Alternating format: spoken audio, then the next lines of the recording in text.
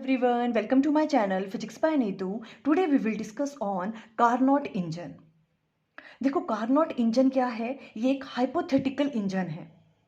Means सच्ची में तो ऐसा कोई इंजन नहीं बना, सिर्फ उन साइंटिस्ट ने ये चीज कही कि अगर कोई इंजन, कोई हीट इंजन इस प्रोसेस से बनाया जाए तो उसकी जो एफिशिएंसी होगी वो मैक्सिमम होगी। ये क्या है? एक आइडल हीट इंजन है जो ऑपरेट होता है between temperature T1 and T2। T1 किसका? टेम्परेचर सोर्स का, एंड T2 किसका हो गया? सिंक का। तो हमने क्या कहा कि कार्नोट इंजन क्या है? ये सच्ची में तो कोई इंजन ऐसा नहीं बना, प्रैक्टिकली ये पॉसिबल नहीं था ऐसा इंजन बनाना, बट उन्होंने क्या कहा साइंटिस्ट ने कि अगर कोई इंजन इस तरह का बनता है तो उसकी एफिशिएंसी कैसी होगी? किसी भी हीट इंजन से, इस वाले प्रोसेस से जो बनाया गया इंजन है उसकी एफिशिएंसी मैक्सिमम होगी।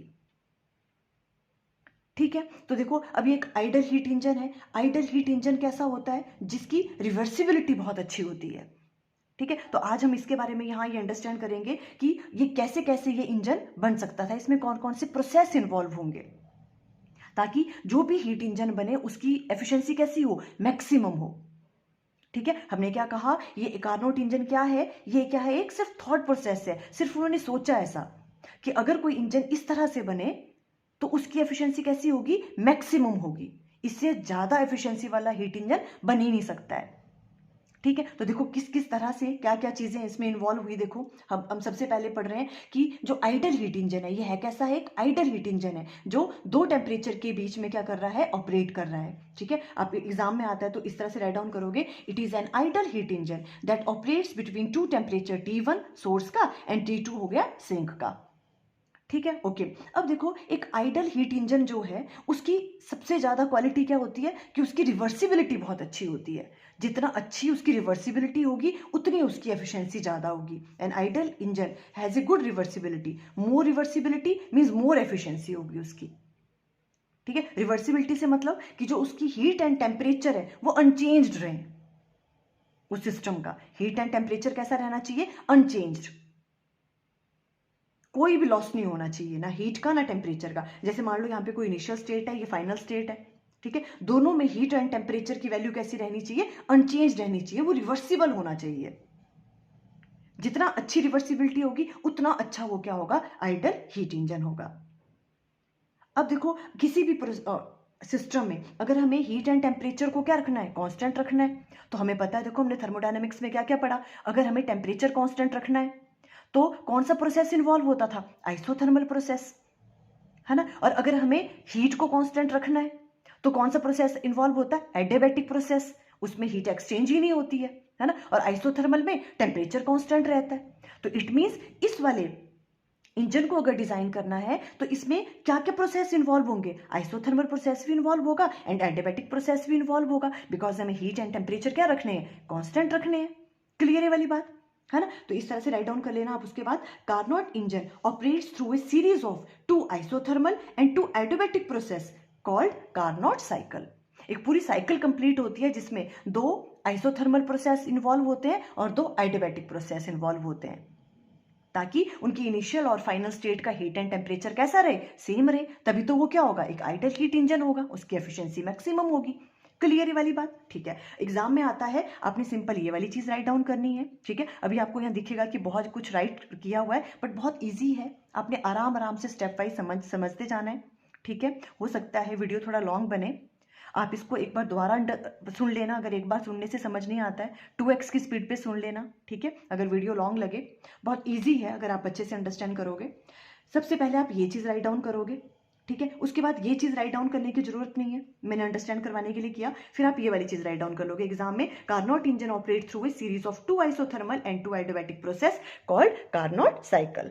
क्लियर? ओके, उसके बाद आती है कंस्ट्रक्शन की बात, कैसे कैसे ये प्रोसेस इन्वॉल्व होंगे। देखो कंस्ट्रक्शन में Carnot engine has following part. कौन कौन से पार्ट्स हैं आप ये चीज राइट डाउन कर सकते हो एग्जाम में। ठीक है, देखो सिंपल है। सबसे पहले तो सिलेंडर होता है ना। सिलेंडर में क्या लेंगे हम? जो भी है उसमें हम आइडल गैस, है ना, क्योंकि आइडल गैस तो नहीं हो पाती है ना, नॉर्मल गैस में आइडल गैस होना मुश्किल है, बट यहाँ पे सारी वही चीजें हैं जो पॉसिबल नहीं थी।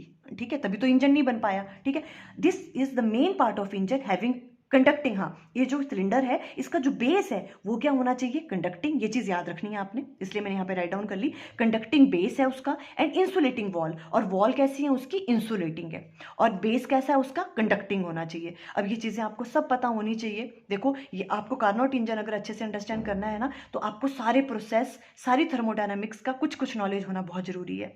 ठीक है, कंडक्टिंग वॉल्स क्या होती थी, जहां से हीट क्या कर सकती है, एक्सचेंज कर सकती है, और इंसुलेटिंग वॉल्स जहां से हीट एक्सचेंज नहीं कर सकती है, सराउंडिंग से सिस्टम में, सिस्टम से सराउंडिंग में। ठीक है, तो it is fitted with insulating and frictionless piston, और उस पर पिस्टन लगा होना चाहिए जो कैसा है, इंसुलेटिंग होना चाहिए वो भी, और फ्रिक्शनलेस होना चाहिए। देखो ये भी पॉसिबल नहीं है, टोटल फ्रिक्शनलेस पिस्टन तो मुश्किल है। ठीक है, फिर भी इन्होंने यहाँ पे अज्यूम किया, तो हम राइट डाउन करेंगे कि फ्रिक्शनलेस उसमें पिस्टन होना चाहिए। देखो सिलेंडर यहाँ पे है, तो मैंने देखो इसकी पिक्चर भी बना दी है यहाँ पे, इस तरह से सिलेंडर। ठीक है, आपको ये चीजें बनाने की जरूरत नहीं है एग्जाम में, आपने सिंपल ये चीज राइट डाउन करनी है और उसके बाद आपने सीधे स्टेप 1 और स्टेप 2 से शुरू करना है। ठीक है, ये अंडरस्टैंड करवाने के लिए देखो इस तरह से आपके पास कोई सिलेंडर, ठीक है, सिलेंडर, इसमें ये वाला बेस परफेक्टली कंडक्टिंग है। ठीक है, और ये जो वॉल्स हैं और ये जो पिस्टन है ये इंसुलेटिंग है। इंसुलेटिंग को मैंने इस तरह से जिग जैग करके, ये जो ब्लैक कलर में किया ना, ऐसे करके शो किया हुआ है। क्लियर, तो ये परफेक्टली इंसुलेटिंग है इसकी वॉल्स, इसमें आइडल गैस डाली हुई है। क्लियर यहां तक, इस तरह से। ओके, सेकंड चीज क्या है, देखो इसमें सोर्स है ना, तो it is perfectly conducting heat reservoir having high temperature T1 from which engine draws heat, जहां से इंजन क्या लेगा, हीट लेगा। ठीक है, इसे हम सोर्स कहेंगे। इसका टेम्परेचर कैसा होगा, ये क्या होता है, हीट रिजर्वर है। ठीक है, तो इसमें क्या होगा, टेम्परेचर इसका क्या होगा, ज्यादा होगा, यहां से इंजन क्या करेगा, हीट लेगा। ठीक है, और ये कैसा है, परफेक्टली कंडक्टिंग है। ये ले लिया हमने परफेक्टली, ये सोर्स है। सोर्स कैसा होगा, इसका टेम्परेचर T1 होगा, हाई टेम्परेचर होगा, ये इनफाइनाइट टेम्परेचर। हम ये सोच के चलते हैं कि जितना मर्जी यहाँ से हम जो है हीट निकाल लें, इस पर कोई फर्क ही नहीं पड़ने वाला, इसका टेम्परेचर कांस्टेंट ही रहेगा, चेंज ही नहीं होगा। ठीक है, हम जितनी मर्जी हीट यहाँ से ले लें, इस तरह से है ये वाला सोर्स। ठीक है, परफेक्टली कंडक्टिंग है इसकी वॉल सारी की सारी। उसके बाद देखो sink, it is perfectly conducting, ये भी परफेक्टली कंडक्टिंग होगा। ठीक है, कोल्ड रिजर्वर इसे कहते हैं, इसका टेम्परेचर T2 होता है, इसका टेम्परेचर कम होता है T2, है ना, to which any amount of heat can be rejected, जहां पे कोई भी अमाउंट ऑफ हीट क्या करते हैं, रिजेक्ट करते थे हम, उसी कहते हैं ना सिंक। तो ये वाला इसका टेम्परेचर T2 हो गया, परफेक्टली कंडक्टिंग है इसकी वॉल्स भी, और ये कैसा है, इसको क्या कहते हैं, सिंक कहते हैं। ठीक है, उसके बाद एक स्टैंड होता है, फिर स्टैंड क्या है, परफेक्टली इंसुलेटिंग। ये सारी की सारी वॉल्स इसकी कैसी हैं, ये सारी इंसुलेटिंग है, हीट ना अंदर जा सकती है ना बाहर आ सकती है। ठीक है, ये स्टैंड है। ठीक है, स्टैंड राइट डाउन कर लिया, इट इज परफेक्टली इंसुलेटिंग, ये इंसुलेटिंग होता है। ये 4 पार्ट्स इसमें इन्वॉल्व हैं, मैंने अच्छे से ड्रॉ भी कर दिए, और पता होना चाहिए आपको कि कौन कौन से परफेक्टली कंडक्टिंग वॉल्स हैं और कौन कौन सी इंसुलेटिंग्स हैं। क्लियर हुई वाली चीज आपको। ओके, अब देखो हमने इसमें बेसिकली करना क्या है, कार्नोट इंजन में हमने इसकी एफिशिएंसी फाइंड आउट करनी है।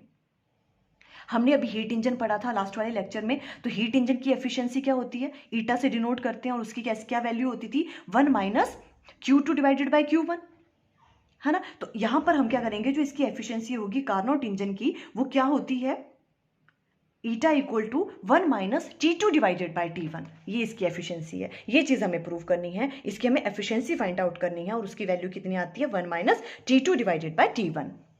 ठीक है, ऐसे क्या होता था, Q2 डिवाइडेड बाई Q1, तो उसकी जगह हम T2 डिवाइडेड बाई T1 भी राइट डाउन कर सकते हैं।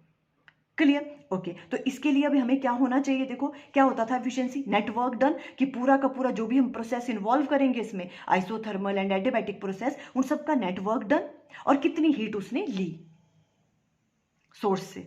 ठीक है, तो ये वाली चीज और ये वाला कैलकुलेट करेंगे, नेटवर्क डन फाइंड आउट करना है। तो देखो सबसे पहले हम क्या करेंगे, सबसे पहले आपके पास आ गया यहाँ पे स्टेप 1। ठीक है, स्टेप 1 में हमने क्या देखना है, देखो आराम से आप अच्छे से अंडरस्टैंड करोगे। स्टेप 1 में आइसोथर्मल एक्सपेंशन होगी पहले। ठीक है, क्या करेंगे उसके लिए हम, देखो ये आपके पास क्या है, सोर्स है। ठीक है, ये सोर्स ले लिया T1। ठीक है, सोर्स इसकी क्या थी, सारी की सारी कंडक्टिंग वॉल्स थी। इसके ऊपर हमने सिलेंडर रखा है यहाँ पे, ये वाला, ये सिलेंडर है ना, सिलेंडर का ये कंडक्टिंग थी देखो, है ना, और ये सारी इंसुलेटिंग थी वॉल्स, पिस्टन वगैरह सब कुछ। ठीक है, अब देखो, अब यहाँ पर क्या होगा, जैसे ही यहाँ पे हमने इसको प्लेस किया, ये तो कंडक्टिंग है ना, कंडक्टिंग है यहाँ पे, मीन्स यहाँ से हीट वहां जा सकती है, सोर्स है, इसका टेम्परेचर भी बहुत ज्यादा है, यहाँ से टेम्परेचर उधर जा सकता है, हीट एक्सचेंज कर सकती है ये। Clear, okay.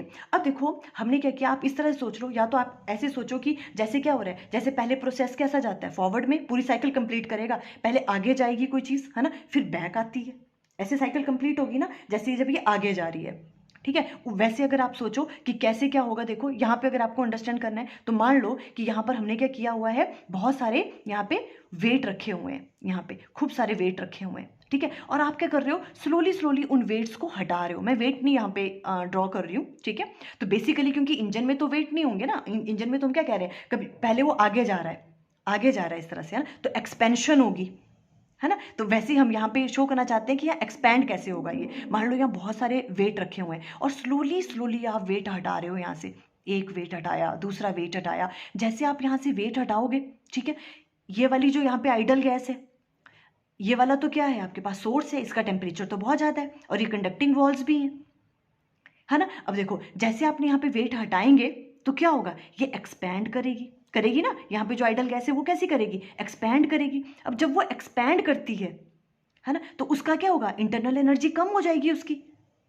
इंटरनल एनर्जी कम हो रही है मतलब टेम्परेचर कम हो रहा है, पर हमने टेम्परेचर कम नहीं होने देना है, ठीक है। जैसे उसकी इंटरनल एनर्जी कम होगी तो वो क्या करेगा, यहाँ से ले लेगा हीट, बिकॉज ये तो देखो कंडक्टिंग वॉल है, यहाँ से वो हीट ले लेगा, तो टेम्परेचर कैसा रहेगा उसका, कांस्टेंट रहेगा। क्लियर। और ये वाला कौन सा प्रोसेस होता है, ये तो आइसोथर्मल एक्सपेंशन है। आइसोथर्मल एक्सपेंशन में क्या होता है, एक तो प्रोसेस बहुत स्लो स्लो होता है, तो स्लो ही हो रहा है, हम कह रहे हैं हमने स्लो स्लो वो वेट यहाँ से हटाए, है ना। जैसे हटाए वैसे गैस एक्सपैंड हुई, जैसे ही चीज एक्सपैंड होगी गैस तो क्या होगा, इंटरनल एनर्जी कम हो जाएगी। इंटरनल एनर्जी कम हमने होने नहीं देनी है, जैसे कम होने लगेगी वो यहाँ से ले लेगा हीट, क्योंकि ये तो आपके पास कंडक्टिंग वॉल्स है ना। और उसका टेम्परेचर कैसा रहेगा, कांस्टेंट ही रहेगा, टेम्परेचर चेंज नहीं हुआ, है ना। टेम्परेचर कांस्टेंट है, प्रोसेस स्लो स्लो हो रहा है, वॉल्स कंडक्टिंग है, तो कौन सा प्रोसेस होता है, आइसोथर्मल एक्सपेंशन होती है, वहां पे एक्सपैंड कर रहा है ना। तो प्रोसेस स्लो हो रहा है, वॉल्स कंडक्टिंग है, आइसोथर्मल एक्सपेंशन हो रही है, तो टेम्परेचर कैसा रहता है, कांस्टेंट रहता है। टेम्परेचर कम होना था पर कम होने नहीं दिया, क्योंकि यहाँ पे कंडक्टिंग वॉल्स थी, उसने यहाँ से ले ली हीट। क्लियर। ओके तो यहाँ पे अगर हम P और V का डायग्राम बनाएं, ये वाला देखो यहाँ पे कर्व बनाए तो कैसे बनेगा, मैंने हर स्टेप के साथ यहाँ पे बना दिया हुआ है। कई बार आपको और जगह आपको मिलेगा बुक में कि पूरा ही बना दिया एक बार में, मैंने अलग अलग बना रही हूँ ताकि आपको अच्छे से अंडरस्टैंड हो। तो आइसोथर्मल एक्सपेंशन में P एंड V के बीच में, प्रेशर एंड वॉल्यूम के बीच में ग्राफ कैसे बनता है, तो आइसोथर्मल एक्सपेंशन कैसी होती है, ऐसे कर्व्ड में आती है थोड़ी, है ना। और आइडियोबैटिक में क्या होता था, शार्प होती थी, है ना, थोड़ा ये कर्व्ड होती है, वो शार्प होती है। तो ये आइसोथर्मल एक्सपेंशन है। मान लो इस टाइम पे जो आपके पास यहाँ पे आइडल गैस, उसका टेम्परेचर, प्रेशर, वॉल्यूम क्या है, P1, V1 and T1, starting वाली स्टेज है, ए नाम दे दिया हमने इसको। अब आइसोथर्मल एक्सपेंशन हुई यहाँ पे, तो टेम्परेचर तो कांस्टेंट रहना है, पर प्रेशर एंड वॉल्यूम तो चेंज होगा। जैसे वो एक्सपैंड करेगी तो वॉल्यूम इंक्रीज होगा, प्रेशर कम होगा, है ना। तो जब बी पे पहुंच जाएगी, जब आइसोथर्मल एक्सपेंशन हो गई, है ना, तो प्रेशर एंड वॉल्यूम तो चेंज हुआ, P1 V1 किस में चेंज हो गया, P2 V2 में, पर टेम्परेचर T1 ही रहा। हमने T1 माना था पहले, तो T1 ही रहेगा, क्यों, क्योंकि टेम्परेचर तो कांस्टेंट होता है आइसोथर्मल एक्सपेंशन में, तो यहाँ पे T1 राइट डाउन किया।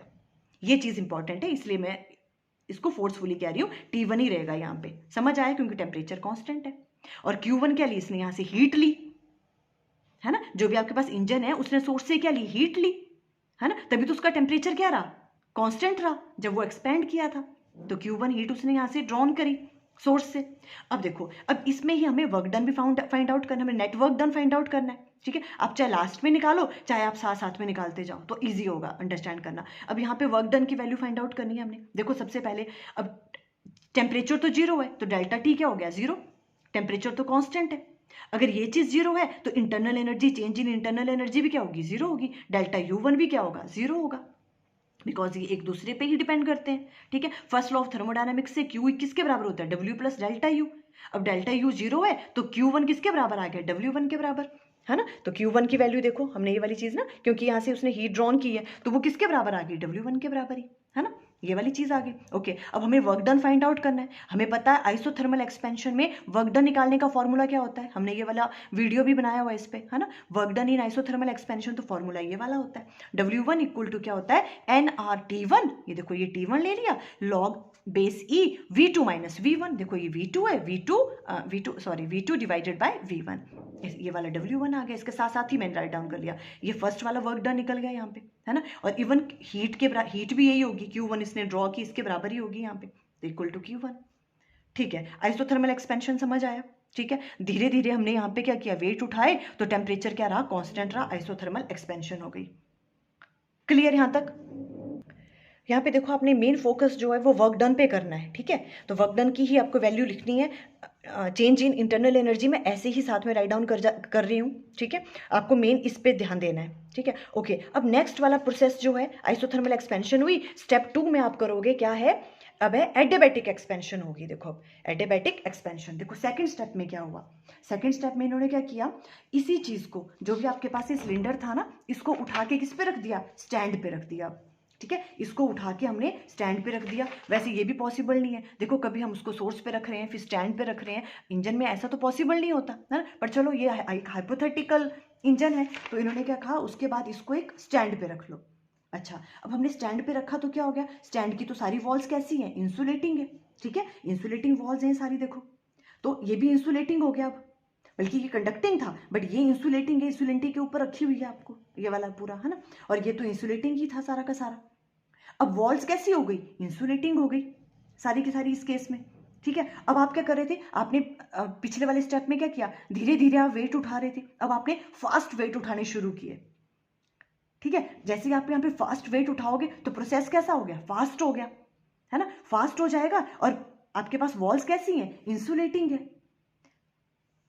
तो देखो जैसे आप वेट उठाओगे तो यहाँ पे क्या होगी, ये फास्ट एक्सपैंड करेगी गैस, फास्ट एक्सपैंड करेगी, है ना, वेट जल्दी उठा रहे हो आप, और यहाँ पे ये एक्सपैंड करेगी तो इसका इंटरनल एनर्जी क्या होगी, कम होगी। जैसे इसकी जो है इंटरनल एनर्जी कम हो रही है, मतलब टेम्परेचर कम हो जाएगा इसका। और अब तो क्या हो रहा है, अब तो वो जो लास्ट वाला स्टेप था उसमें तो क्या था, ये कंडक्टिंग वॉल थी तो यहाँ से हीट ले रहा था वो, है ना। अब तो यहाँ पे स्टैंड है ना, और ये इंसुलेटिंग है, बाहर से तो कहीं से हीट मिलनी नहीं है उसको, तो क्या होगा, उसका टेम्परेचर कम हो जाएगा जैसे प्रोसेस फास्ट होगा। तो ये क्या है, एडियाबैटिक एक्सपेंशन हो रही है यहाँ पे। देखो प्रोसेस कैसा है, फास्ट है, फटाफट से आप वेट उठा रहे हो, और वॉल्स कैसी है, इंसुलेटिंग है, और जैसे उठाओगे वो एक्सपैंड करेगी तो यहाँ का टेम्परेचर कैसा हो जाएगा, कम हो जाएगा, चेंज हो जाएगा, टेम्परेचर कम हो रहा है, तो एडियाबैटिक एक्सपेंशन हो रही है यहाँ पे, ठीक है। तो देखो ए से बी तक आपको पता लग गया था, टेम्परेचर चेंज नहीं हो रहा था, अब बी से सी में पहुंच गए हम। और एडियाबैटिक एक्सपेंशन में क्या होता है, फॉल करता है एकदम से ऐसे, ये इसके कंपेरिजन में शार्प होता है ना। सी पे पहुंच गए तो प्रेशर एंड वॉल्यूम तो चेंज होंगे ही होंगे, है ना, पर इस वाले केस में टेम्परेचर भी चेंज हो जाएगा, है ना, पर सिर्फ हीट चेंज नहीं हो रही है।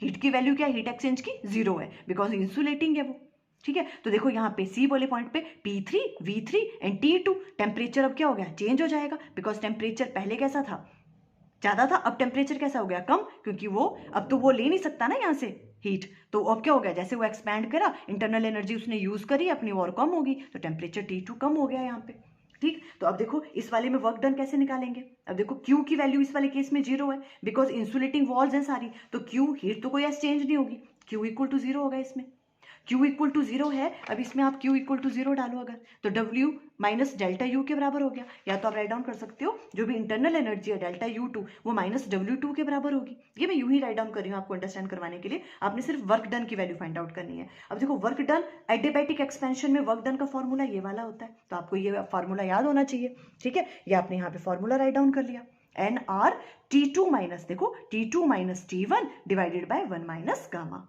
इसका वर्क डन हमने ऐसे राइट डाउन कर लिया। अब अगर इंटरनल एनर्जी की बात करनी है तो इंटरनल एनर्जी यहां से क्या निकली, माइनस W2, Q की वैल्यू 0 थी, है ना, तो डेल्टा U2 किसके बराबर हो गया, माइनस W2, तो U2 अगर आपको इंटरनल एनर्जी का चेंज देखना है तो इसके आगे माइनस लगा दो, तो वो चेंज इन इंटरनल एनर्जी आ जाएगा। मैं ऐसे साथ साथ में निकाल रही हूँ, क्लियर। उसके बाद देखो फिर क्या किया हमने, अब स्टेप 3 में देखो क्या हो रहा है। अब देखो स्टेप 3 में आइसोथर्मल कंप्रेशन हो रही है, किस तरह से हो रही है देखो। फिर इन्होंने क्या किया, इसको उठा के अब हमने सिंक पे रख दिया, ठीक है, सिलेंडर को उठा के अब किस पे रख दिया, सिंक पे। और सिंक की तो क्या थी, कंडक्टिंग वॉल्स थी, और ये तो पहले से कंडक्टिंग था, सिलेंडर का जो बेस था, ठीक है। अब क्या होगा देखो, अब क्या करना है आपको, अब आपको इसमें कंप्रेस करना है, मींस अब आप क्या कर रहे हो, स्लोली स्लोली दोबारा से वेट इस पे रखना शुरू कर रहे हो। यहाँ तो एकदम से उठा दिए थे, ठीक है, अब आप दोबारा से इस पे क्या करोगे, वेट रखना स्टार्ट करोगे इस पे, स्लोली स्लोली स्लोली, ठीक है, बहुत स्लो प्रोसेस हो रहा है, स्लो प्रोसेस हो रहा है। और होगा क्या, जैसे आप वेट रखोगे तो कंप्रेस होगी गैस, है ना, ये पिस्टन नीचे आएगा, कंप्रेस होगी, कंप्रेस होगी तो इसकी इंटरनल एनर्जी क्या होगी, इंक्रीज होगी, टेम्परेचर भी इंक्रीज होना चाहेगा, है ना, बट अब हम टेम्परेचर को इंक्रीज होने नहीं दे रहे हैं, क्यों, क्योंकि ये तो कंडक्टिंग वॉल्स है ना, जितना ही टेम्परेचर इसका इंक्रीज होगा उतनी ही वो हीट क्या कर देगा, इधर को दे देगा, हीट गिव आउट सिंक को दे देगा यहाँ पे, है ना। और टेम्परेचर कैसा रखेगा अपना, मेंटेन रखेगा। क्लियर है, क्योंकि वेट रख रहे हैं तो क्या होगा, इंटरनल एनर्जी उसकी क्या होगी, कंप्रेस हो रहे हैं ना वो, तो internal energy increase, temperature increase होने के चांसेस थे। पर हुआ क्या, यहाँ पे क्योंकि कंडक्टिंग वॉल्स थी तो सारा का सारा जो भी उसने वो जो एक्सेस हीट थी जहाँ पे इसका टेम्परेचर जो बढ़ रहा था कंप्रेस करने से, वो इसने सिंक को दे दी और टेम्परेचर कैसा रह गया, कांस्टेंट। अब देखो प्रोसेस बहुत स्लो है, वॉल्स कंडक्टिंग है ना, और कंप्रेस हो रहा है तो आइसोथर्मल कंप्रेशन हो रही है। ये टेम्परेचर कैसा रह रहा है, कांस्टेंट रखा हुआ है हमने, क्योंकि कंडक्टिंग वॉल्स है तो आइसोथर्मल कंप्रेशन हुई। देखो यहाँ पे क्लियर है। देखो सी तक हम पहुंच गए थे, अब आइसोथर्मल कंप्रेशन हो रही है। तो वो कंप्रेशन का कैसे होता है, इस तरह से बनता है आइसोथर्मल कंप्रेशन, एरो ऊपर को लगता है कंप्रेशन में, है ना। तो यहाँ डी तक पहुंच गए। अब डी में क्या हो रहा है, प्रेशर वॉल्यूम तो चेंज हो रहा है ना, बट टेम्परेचर अब हम चेंज नहीं कर रहे। तो P4 V4 हो गया, ये तो चेंज हुआ।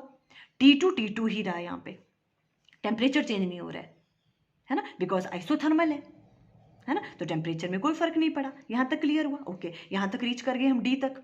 अब इस वाले में वर्क डन की वैल्यू फाइंड आउट करो, तो देखो टेम्परेचर तो चेंज नहीं हो रहा है, तो delta T equal to 0। Delta T 0 है तो इंटरनल एनर्जी की वैल्यू भी क्या होगी, 0। इसको 3 मान लो, है ना, चेंज इन इंटरनल एनर्जी भी 0।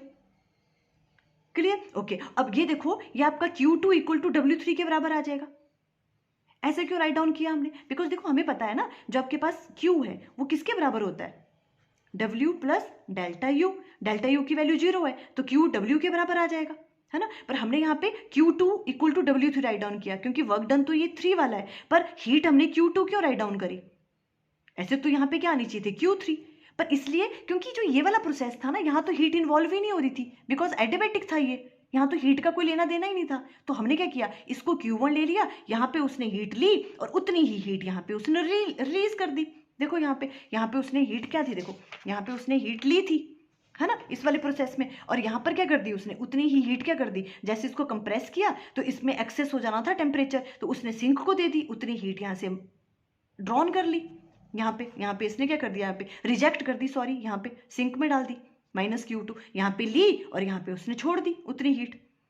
ठीक है, तो Q2 W3 के बराबर आ गया, ये वाली चीज सिंपल। अब आपको पता आइसोथर्मल कंप्रेशन में जो वर्क डन का फॉर्मूला होता है वो क्या होता है, आइसोथर्मल में nRT2, है ना। ये देखो T2 log E V4 divided by V3, तो ये वाली चीज हमने राइट डाउन कर ली। वर्क डन का फॉर्मूला यहाँ पे ये वाला आ गया, W3 की वैल्यू ये वाली आ गई। क्लियर यहाँ पे, ओके। अब देखो उसके बाद फिर इन्होंने क्या किया, उसके बाद आएगी अब एडियाबैटिक कंप्रेशन। एडियाबैटिक कंप्रेशन में इन्होंने क्या किया, देखो जो ये आपके पास था सिलेंडर, इसको उठा के स्टैंड पे रख दिया आप, है ना। हो सकता है थोड़ा सा आपको बोरिंग लग रहा हो, पर जब आप बहुत अच्छे से 1-2 बार सुनोगे तो आपको बहुत ईजी लगेगी ये चीज़, ठीक है। अब देखो स्टैंड पे रख दिया आपने इसको। अब क्या करना है, देखो स्टैंड पे आपने बस ये चीज़ें याद रखनी है, कौन सा प्रोसेस हो रहा है, और अगर आपने वो चीज़ें अच्छे से अंडरस्टैंड किया है ना पहले वाली प्रोसेस, तो आपको कोई डिफिकल्टी आने वाली ही नहीं है इसमें। अब देखो अब हम क्या कर रहे थे, हमने क्या किया था, अब यहाँ पे वेट रखना स्टार्ट किए थे, इसमें हमने स्लो रखे थे, कंप्रेस कर रहे थे ना, स्लो रख रहे थे, प्रोसेस स्लो था बिकॉज आइसोथर्मल करवाना था हमें। अब क्या करेंगे, हम वेट फास्ट रखेंगे, है ना, तो एडियाबैटिक कंप्रेशन हो जाएगा। फास्ट रख रहे हैं खूब सारे वेट, तो गैस कंप्रेस होगी, फास्ट कंप्रेस होगी तो इसका इंटरनल एनर्जी इंक्रीज होगी, मींस टेम्परेचर इंक्रीज हो जाएगा। टेम्परेचर इंक्रीज हो जाएगा, अब तो वो अपनी जो हीट है वो यहाँ भी नहीं दे सकता, क्योंकि यहाँ पर तो क्या था आपके पास, कंडक्टिंग वॉल्स थी, यहाँ तो इंसुलेटिंग है। अब हीट ना अंदर आ सकती है ना बाहर जा सकती है, तो नहीं आ सकती, तो उसका टेम्परेचर क्या हो गया, इंक्रीज हो गया, दोबारा से चेंज हो गया टेम्परेचर, है ना। तो देखो जब यहाँ से, अब यहाँ पर तो पहले टेम्परेचर कैसा था, कम था, है ना, T2 कम, T1 ज्यादा था ना, फिर T2 आपके पास कैसा हो गया था, कम हो गया था टेम्परेचर यहाँ पे, है ना। अब T2 जो टेम्परेचर आपके पास क्या हो गया, ये वाली चीज क्या हो गई, अब जब आपने कंप्रेस किया तो ज्यादा हो गई, है ना, यहां से लेके जब यहां तक पहुंचेगा ये, तो अब इसका टेम्परेचर कैसा हो गया, आपने फास्ट इसको कंप्रेस किया तो टेम्परेचर कैसा हो गया, इंक्रीज हो गया, और कहां तक पहुंच गया, दोबारा T1 तक राइज कर गया, यहां से लेके यहां तक तो समझ आ गया था आपको, है ना, ये वाली चीज। अब यहां पर क्या हो गया, दोबारा से टेम्परेचर उसका इंक्रीज हो गया, तो अब देखो ये प्रेशर एंड वॉल्यूम और ये जो है ये सारे के सारे कहाँ पहुंच गए, दोबारा यहीं पे रीच करके, इस वाले पे जो टेम्परेचर है वो दोबारा से दोबारा जैसे इनिशियल स्टेज पे था वहीं पे रीच करके आपके पास इंक्रीज हो गया टेम्परेचर। तो देखो प्रोसेस यहाँ पे फास्ट है, वॉल्स कैसी हैं, इंसुलेटिंग है, तो एडियाबैटिक कंप्रेशन हुई यहाँ पे, ठीक है। अब इसमें अगर आपको वर्क डन फाइंड आउट करना है तो वर्क डन एडियाबैटिक कंप्रेशन में वर्क डन निकालने का फॉर्मूला क्या होता है, W4 आएगा। अब NR T1 minus final minus initial होता है, तो T1 माइनस T2, ये वाली चीज समझ आ रही है। T1 माइनस T2 क्यों राइट डाउन किया, है ना, क्योंकि फाइनल अब ये है, हम किसके लिए निकाल रहे हैं, D से लेके A तक, यहाँ रीच कर गया वो, है ना, एडियाबैटिक कंप्रेशन में। तो NR T1 minus T2 final minus ये वाला जो T2 तक है, डिवाइडेड बाय 1 माइनस गामा, ये वाली बात क्लियर हुई, है ना। अब Q की वैल्यू 0 है, यहाँ पर तो हीट तो जा ही नहीं सकती है ना। अगर आप इंटरनल एनर्जी की वैल्यू की बात करें तो माइनस W4 के बराबर होगा, माइनस इसके आगे लगा दो, ठीक है। अब देखो वर्क डन भी आपने फाइंड आउट कर लिया, मैंने इंटरनल एनर्जी इसलिए राइट डाउन की, देखो पूरे साइक्लिक प्रोसेस में अगर आप चेंज इन इंटरनल एनर्जी देखोगे, हमने क्या कहा था, change in internal energy cyclic process में कैसी होती है, 0 होती है, तो वो चीज़ यहाँ से प्रूव भी हो रही है। देखो कैसे, अगर आप सबकी इंटरनल एनर्जी देखो, फर्स्ट वाले में इंटरनल एनर्जी की वैल्यू 0 थी, ऐड करनी है ये 0 है। सेकंड वाले में देखो इंटरनल एनर्जी क्या थी, ये वाली। थर्ड वाले में दोबारा 0 है, तो फर्स्ट और थर्ड में तो 0 हो गई, है ना। सेकंड वाले में इंटरनल एनर्जी ये है और फोर्थ वाले में इंटरनल एनर्जी ये वाली आई, देखो आपको विजिबल है ना। तो देखो इन दोनों को कंपेयर करो अगर, है ना, सेम है ये। देखो माइनस NR, अगर मैं यहाँ पे माइनस को बाहर ले लूँ तो क्या मैं इसे राइट डाउन कर सकती हूँ, ये प्लस में हो जाएगा and NR T2 minus T1 आ जाएगा, है ना, प्लस का NR T2 माइनस T1 आ जाएगा। तो देखो T2 माइनस T1 और प्लस का है, ये दोनों आपस में क्या हो जाएंगे, ये टर्म और ये टर्म कैंसल आउट, सबको ऐड करेंगे तो क्या हो जाएगा, चेंज इन इंटरनल एनर्जी पूरी साइक्लिक प्रोसेस में कैसी आ गई, 0 आ गई। ये चीज़ आप यहाँ से प्रूव कर सकते हो, पर ये करने की जरूरत नहीं है, आपने सिर्फ वर्क डन देखना है, ठीक है। आपको वर्क डन की वैल्यू समझ आई, कैसे कैसे निकाली हमने, सब में कौन कौन से प्रोसेस इन्वॉल्व हुए।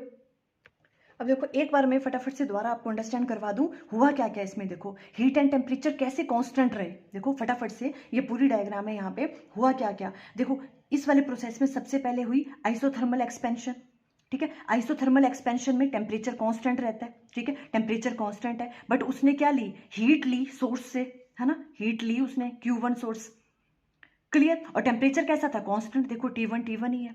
फिर हुई एडियाबैटिक एक्सपेंशन, एडियाबैटिक एक्सपेंशन में क्या हुआ, टेम्परेचर चेंज हुआ और हीट की वैल्यू 0 थी, हीट का कोई लेना देना नहीं था, है ना। टेम्परेचर क्या हुआ, कम हो गया यहाँ पे एडियाबैटिक एक्सपेंशन में, T1 जो है बड़ा है, T2 कम है, टेम्परेचर क्या हुआ यहाँ पे, कम हो गया, ठीक है। देखो जो यहाँ पे टेम्परेचर कम हुआ, फिर क्या किया उसने, यहाँ पे आइसोथर्मल कंप्रेशन हुई, तो टेम्परेचर तो क्या रह गया उसमें, सेम रह गया, बट उसने हीट क्या कर दी, यहाँ से रिलीज कर दी, सिंक को दे दी। फिर हुआ एडियाबैटिक कंप्रेशन, उसमें क्या हो गया, टेम्परेचर ये जो कम था ये दोबारा से क्या हो गया, इंक्रीज हो गया, टेम्परेचर इंक्रीज हो गया और हीट की वैल्यू यहाँ पे 0 है।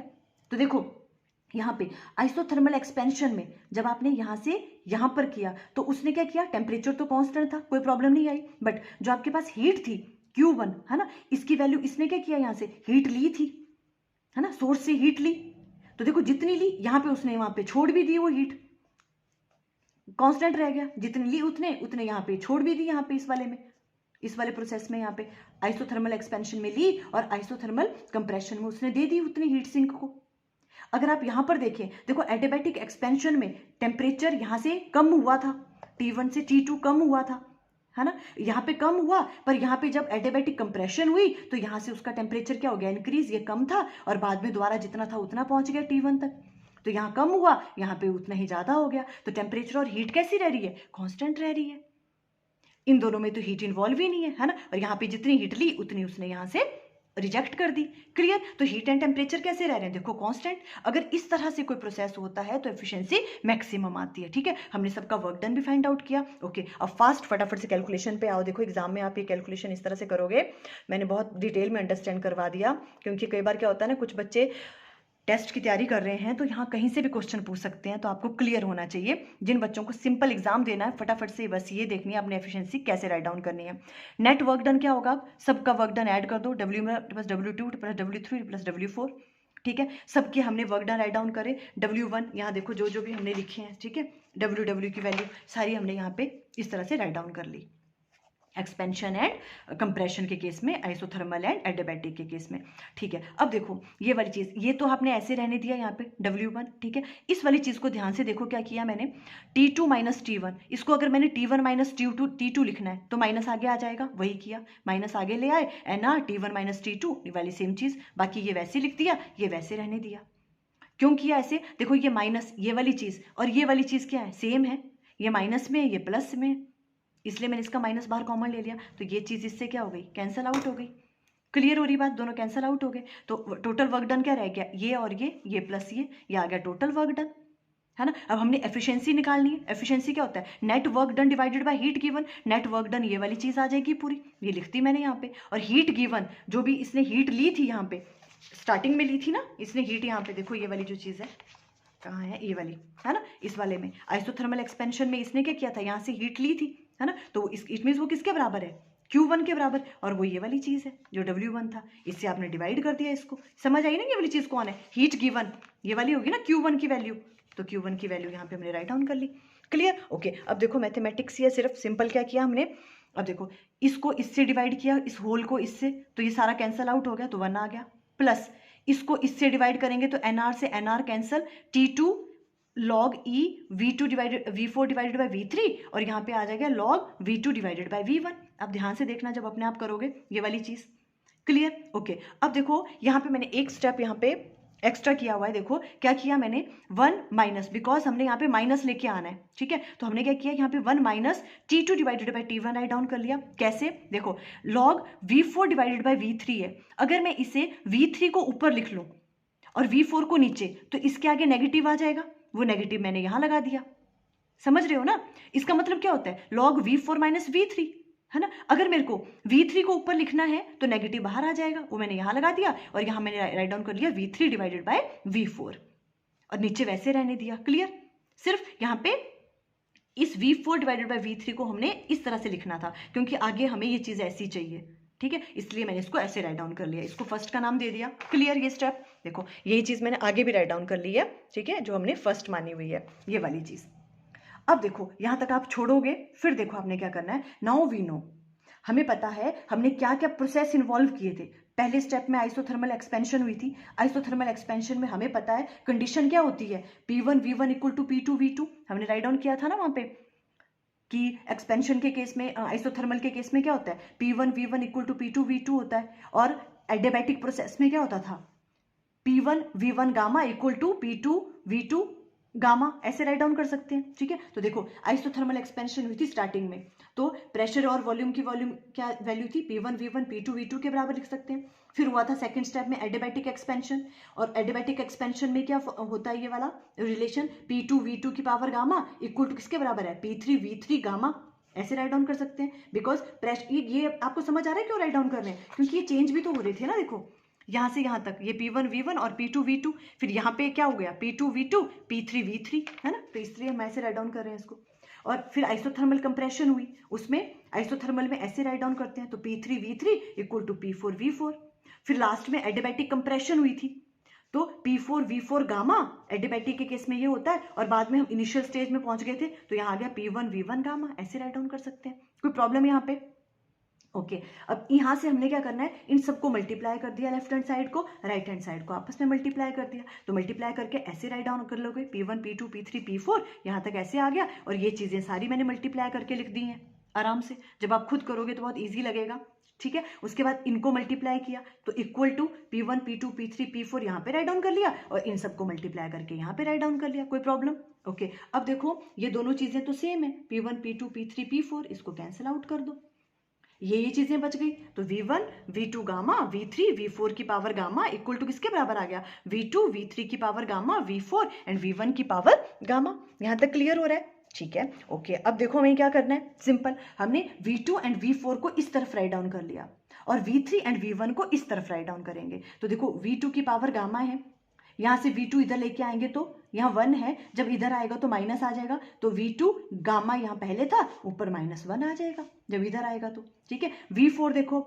V4 गामा इधर था, और V4 यहाँ पे क्या है 1 है, जब इधर आएगा तो -1 हो जाएगा, इक्वल टू के इधर आएगा तो V4 गामा -1, ऐसे राइट डाउन कर सकती हूँ मैं, ओके। अब देखो V3 एंड V1 इस तरफ रहने देना है, V3 की पावर क्या है गामा, यहाँ से V3 को इधर लेके आएंगे, ये 1 है तो यहाँ क्या हो गया -1, और यहाँ पे V1 की पावर क्या हो गया गामा -1 गामा, और देखो V1 क्या है -1, इधर आएगी तो 1, ठीक है। अब देखो गामा -1 सब जगह है, कैंसिल आउट हो गया, है ना, कॉमन लेके इसको कैंसिल आउट कर सकते हैं, तो V2 V4 किसके बराबर आ गया, V3 V1 के बराबर।